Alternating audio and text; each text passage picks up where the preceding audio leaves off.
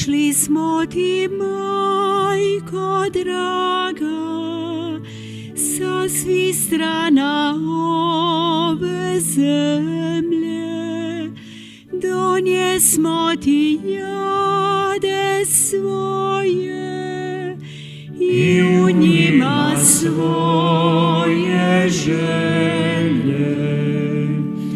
Pogledaj nas, utješi nas, svoje ruke stavi na nas, svome Sinu preporuči,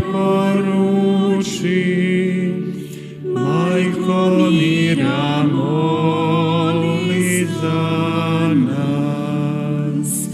Pogledaj nas, utješi nas, svoje ruke stavi na nas, svome Sinu preporuči, majko mira moli za nas. Aleluja, aleluja, aleluja.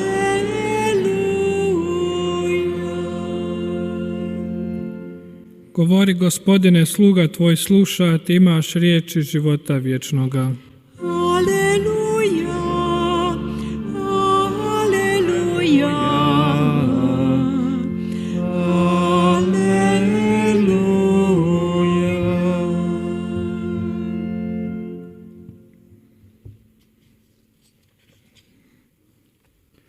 Gospodin s vama.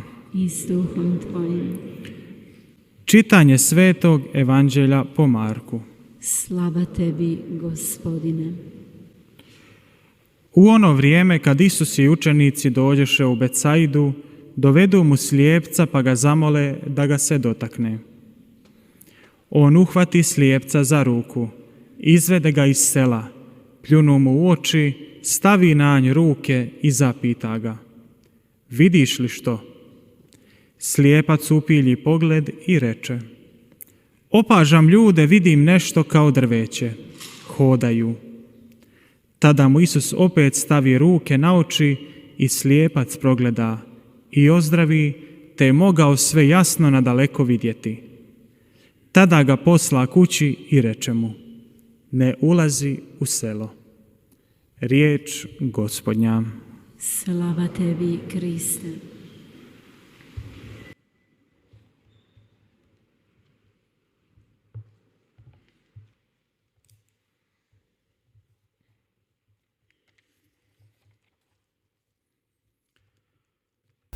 사랑하는 형제자매 여러분,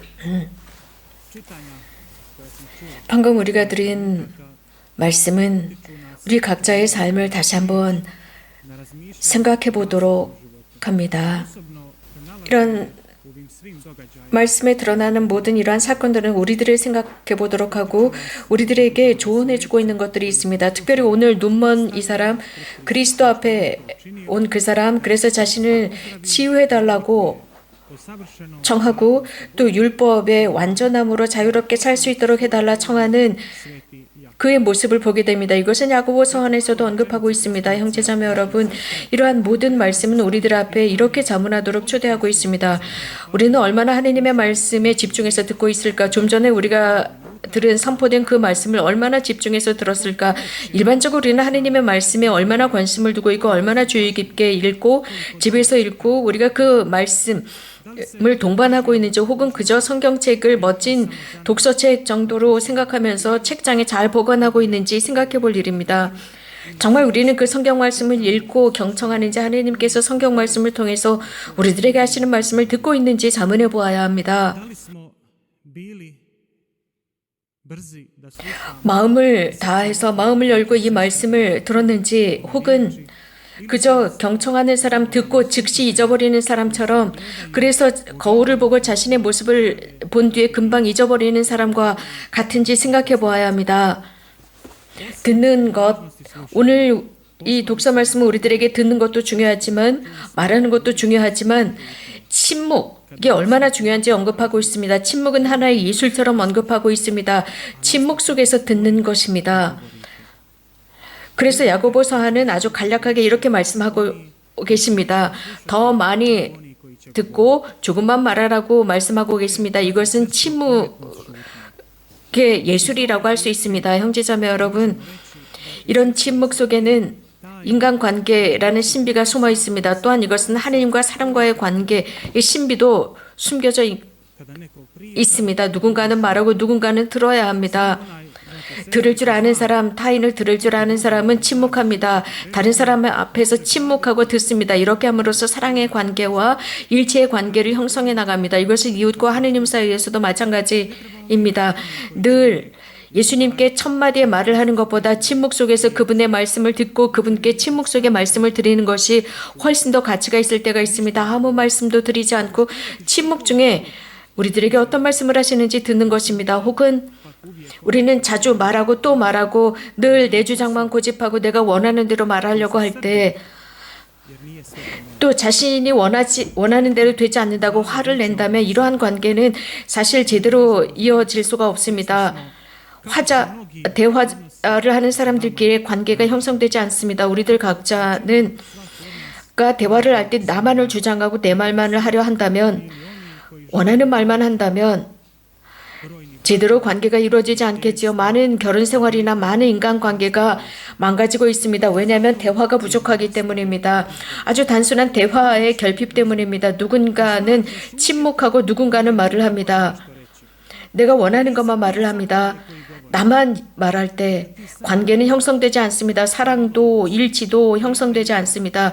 이것은 이미 파괴된 망가진 관계입니다. 그러므로서 그 상대편으로부터 상대편에게 스트레스의 가중을 시킵니다. 서로가 서로를 듣고 서로를 들을 줄 또 말할 줄 알아야 합니다. 이미 듣는 것으로 충분하지 않다라고 언급하고 있습니다. 우리가 듣고 있는 것, 그것을 우리가 받아들이고 실천하지 않는다면 문제가 됩니다. 하느님의 말씀, 우리가 방금 들은 그 말씀을 듣고 실천하지 않는다면 바람에 흩날리는 낙엽과 같습니다. 사라지고 맙니다. 그래서 그저 우리가 종이에 쓰여진 글을 읽은 것으로 끝나버리고 맙니다. 그래서 사람도 마찬가지입니다. 야고보 성인께서 언급하는 것처럼 거울에 자기 얼굴 모습을 비추어보고서 물러가면 어떻게 생겼는지 곧 잊어버리는 것과 같습니다. 우리에게 그것이 중요하지 않기 때문입니다. 다른 말로 표현한다면 사실 사람은 눈이 먼 상태는 아닙니다. 하지만 스스로 자신의 현실 앞에 눈을 감아버리는 것입니다. 그래서 눈먼 사람처럼 생각하는 것입니다. 그래서 더러운 거울 앞에 자기를 비추는 것과 같습니다. 우리들에게 문제는 우리들을 바라보고 있습니다. 그러나 우리들의 관점, 우리들의 현실을 제대로 보지 못하고 있습니다. 그것이 잘못되어 있습니다.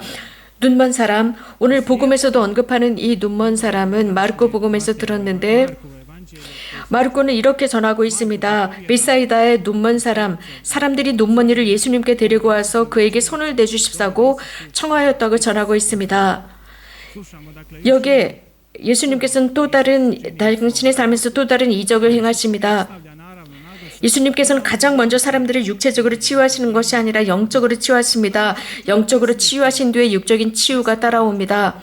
이러한 치유 속에서 그가 육체적으로 치유된 것을 볼 수 있습니다. 그 눈먼 사람은 태어날 때부터 눈먼 사람이 아니라는 것을 알 수 있습니다. 예수님께서는 그에게 손을 얹으십니다. 그리고 그에게 먼저 물으십니다. 무엇이 보이느냐라고 했을 때 그는 앞을 쳐다보면서 사람들이 보이지만 걸어다니는 나무처럼 보인다라고 대답합니다. 그 눈먼 사람은 사람과 나무 등등을 보고 있었습니다. 분명하게 보고 있지 못합니다. 무엇인가는 보고 있습니다. 그러자 예수님께서는 두 번째로 그 두 눈에 손을 얹으십니다. 그리고 나서 비로소 그의 시력은 완벽하게 회복되었습니다. 그래서 먼 곳까지 구별할 수 있게 되었습니다. 모든 것을 뚜렷하게 구분하게 되었습니다. 이렇게 예수님으로부터 건강을 받았을 때 그는 현실을 제대로 볼 수 있는 능력을 얻었습니다. 이러한 현실은 처음에는 그가 소홀히 하던 그것이 지금은 완전해졌습니다. 그의 눈은 주님께서 그의 눈에 손을 얹으셨던 권능이 그대로 남아있기 때문입니다. 형제자매 여러분, 우리 모두도 이 눈먼 사람과 같습니다. 우리는 자주 삶 속에서 눈먼 사람처럼 행동합니다. 현실을 보고 싶어 하지 않습니다. 다른 사람이 현실을 정확하게 보려고 하지 않습니다. 우리들의 관계 속에서 우리들의 상처받은 관계라는 관점에서 사람들을 현실을 보고 있기 때문입니다. 눈먼 사람을 예수님께서 그 두 손을 얹으신 것처럼 우리들의 죄로 상처받은 모든 관계를 주님께서 손을 얹으셔서 치유해 주실 수 있도록 합시다. 그래서 다른 사람들의 상황도 제대로 볼 수 있도록 합시다. 그분께서 손을 얹어 주실 때 모든 것은 바뀝니다. 우리들의 관점도 바뀝니다. 현실도 우리 주변에 있는 사람들도 바뀌게 되어 있습니다. 그가 치유된 뒤에 또 우리가 치유된 뒤에 이제 과거의 그런 현실, 희미하게 보이는 그런 현실을 보는 것이 아니라 뚜렷하게 봅니다. 오늘 눈먼 사람이 치유된 것처럼 말입니다. 그리스도께서는 성령을 보내셔서 우리들을 치유하게 하셨습니다. 우리가 이 세상을 주님의 눈으로 보고 모든 주님께서 창조하신 모든 아름다운 것을 잘 볼 수 있도록 하셨습니다. 형제자매 여러분, 우리들의 눈은 영혼의 거울과 같습니다. 그렇기 때문에 그리스도께서는 날마다 우리들의 영혼의 눈을 치유해 주십사 청해야 합니다. 모든 것, 또 사람들 속에서 주님의 형상을 보아야 하기 때문입니다. 그분의 뜻을 실현하면서 그분의 말씀만을 듣는 것이 아니라 그것을 실현하면서 살아가야 합니다. 우리가 매일 아침 일어날 때마다 우리는 세면을 합니다. 우리들의 얼굴을 깨끗하게 씻습니다. 그러나 우리는 성령께 청합시다. 그래서 우리들의 영혼의 눈을 깨끗하게 씻어주십사 청하는 것입니다. 그래서 우리들의 현실을 잘 보고 이웃들 속에서 주님을 더 잘 볼 수 있도록 해달라 청합시다. 그리스도의 사랑의 법을 완전하게 따라가는 사람은 그리스도를 증언하는 사람이며 날마다 그분 자신의 삶에서 그리스도를 증언하는 사람이 됩니다. 아멘.